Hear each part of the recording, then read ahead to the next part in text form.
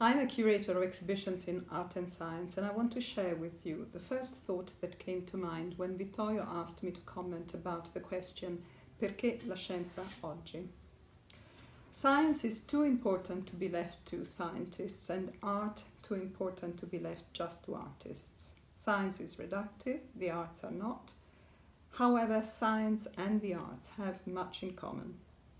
The subjects and methods may be coming from different traditions, but the motivations and the goals are essentially the same, and they are to understand the world around us and then to share that understanding so as to imagine the best way to live in what is, after all, an unpredictable world. Let's take one clear message that has been passed on by all scientists recently, and that has been interpreted differently by different countries with different rules and temperaments. Keep a distance from each other and the contagion will end. This is a tough thing to achieve that denies the fundamental rules of humanity and the way society works.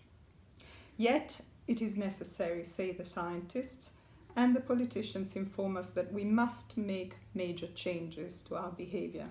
We could imagine, for instance, going to work at different times in the day, on different days.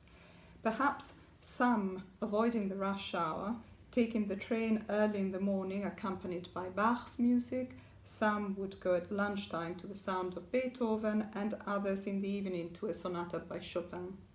Or we could color code the 3 different bands of the day, and we could imagine the use of technologies in ever more creative ways, a little bit the way we've been doing in lockdown. And if communication in the face of an emergency were a problem, we could apply creativity to the way we listen to each other. Listening could become a creative act, manifested perhaps through an artistic product, so that, for instance, prevention rather than cure could be the desired application.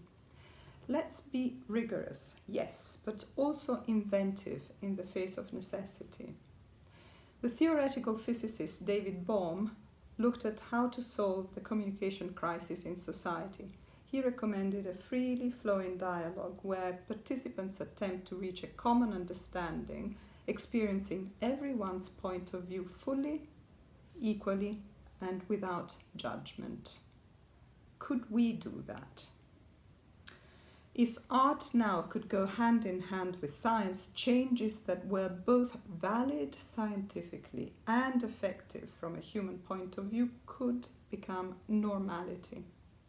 I don't mean art as an illustration of science, but rather as a parallel way to find novel solutions to problems. After all, science tells us that this is not the last emergency that we will find ourselves in. Returning to the same exact ways as before once a vaccine is developed is not the solution. Let's remember Einstein's words in defining insanity as repeating the same thing over and over again, expecting different results.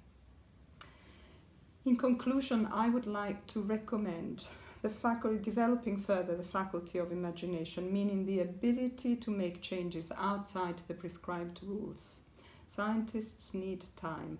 We need distance from each other, but at the same time we need to work together in order to adapt to what hopefully is going to be a new normal.